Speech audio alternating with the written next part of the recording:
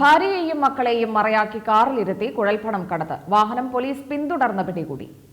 മലപ്പുറം താനൂർ പനക്കാട്ടൂർ പൊട്ടിന്റകത്ത് വീട്ടിൽ S Muhammad ഹാഷിമിനെയാണ് രേഖകളില്ലാത്ത 20,40,000 രൂപയുമായി Kozhinjampara police പിടികൂടിയത്.